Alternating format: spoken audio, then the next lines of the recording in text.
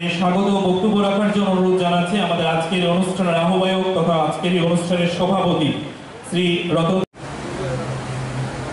এবারে 5 খয়রপুর অ্যাসেম্বলি কনস্টিটিউয়েন্সির আন্ডারে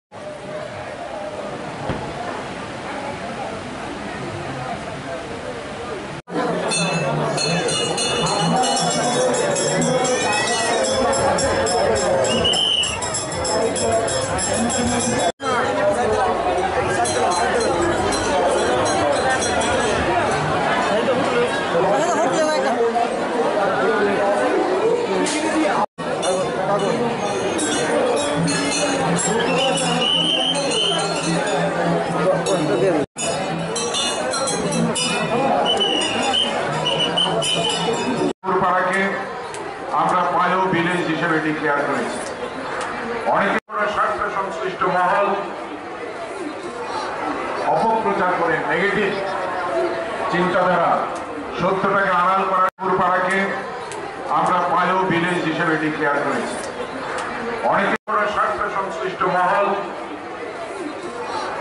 অপপ্রচার করে নেগেটিভ চিন্তাধারা সত্যটাকে আড়াল করার শুভেচ্ছা স্মারকের পাশাপাশি 5,000 টাকার অর্থ রাশিও মহোদয়রা তুলে দিচ্ছেন তন্ময় দাসের হাতে। তন্ময় দাস মাধ্যমিকের 90 শুভেচ্ছা স্মারক প্রাক্তন মুখ্যমন্ত্রী মহোদয় দুজনকে ওনার পুষ্পস্তবক তুলে দিচ্ছেন। আমি চাইবে জোরদার হাততালি হোক এই সুন্দর এই মুহূর্তটির জন্য। রতনবাবু বলছিলেন যে মাস্ক পরার জন্য আমাদের কাছে ঘরে আছে, এখন আমাদের ভয় হয় না, কারণ আমাদের ঘরে স্যানিটাইজারও আছে, মাস্কও আছে। আমাদের আশপাশের পিএসসি সেন্টারের মধ্যে অক্সিমিটার আছে, আমাদের জিবি হসপিটালে অক্সিজেন বেড আছে, ভেন্টিলেটর আছে। করোনার সঙ্গে মোকাবেলা করার জন্য সমস্ত ওষুধপত্রাদি সাব সেন্টারগুলোর মধ্যেও পৌঁছে গেছে। কিন্তু এই করোনা থেকে কে বের করেছে, কি কারণ হয়েছে?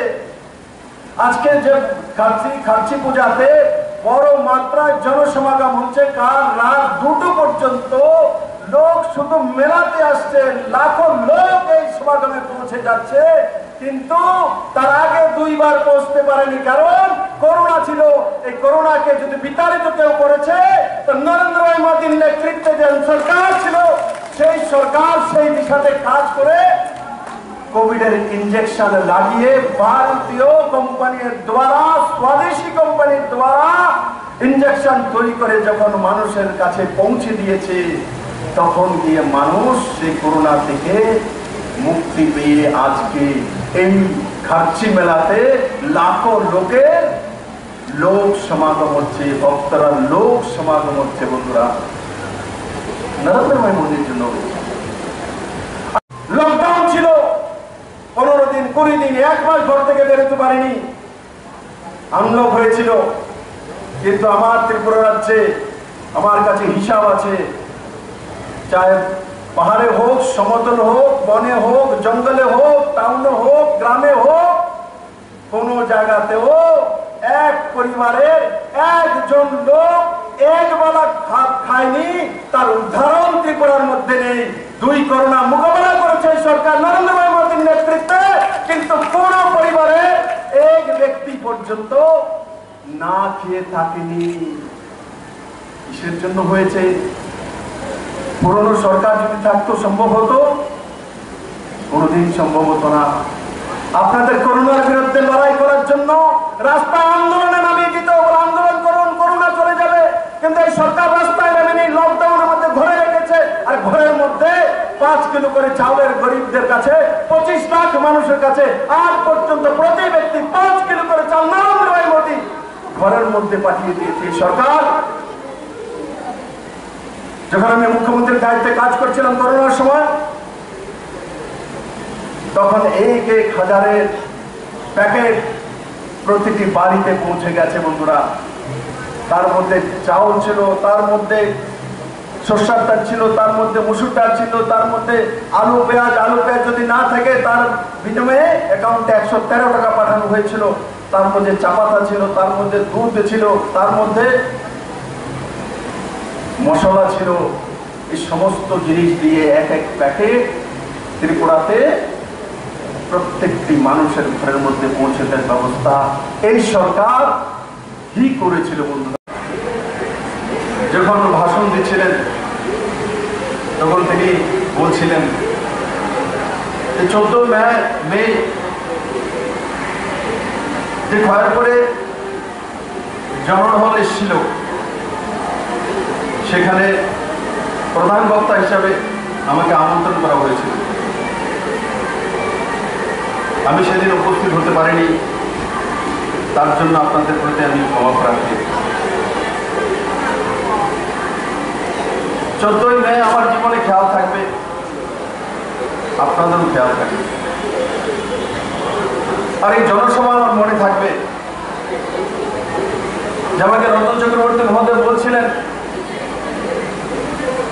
একদিন আগে ফোন করে যে বৃষ্টি হয়েছে, সমস্ত প্যান্ডেল লোকসান হয়ে গেছে। আমি বলছিলাম না হলে পোস্টপোন করে দিন, ডেট চেঞ্জ করে দিন। উনি বলছেন পোস্টপোন করা যাবে না, ডেটও চেঞ্জ করা যাবে না। খয়েরপুর বাসী 14 তারিখেই আপনাকে চায়, আপনাকে আসতে হবে। কিন্তু আমি আসতে পারিনি। আজকে আপনাদের কাছে আমি এসেছি। আমার সৌভাগ্য আবার আপনাদের কাছে আসার সুযোগ হয়েছে। বন্ধুরা, এই খার্চি পূজার সঙ্গে সঙ্গে রথযাত্রাও যে আমাদের পরম্পরাগত কার্যক্রম, সেটাও চলছিল।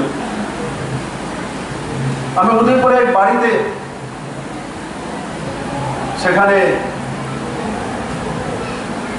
তার পূজা অর্চনা হয়, নিমন্ত্রণ করেছেন।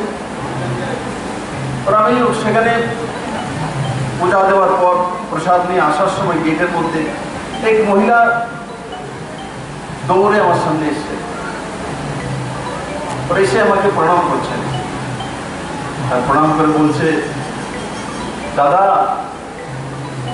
আপনি যে আমাকে রেশন শপ দিয়েছেন, আমি রেশন শপের ডিলার, আমি রেশন শপ চালাই।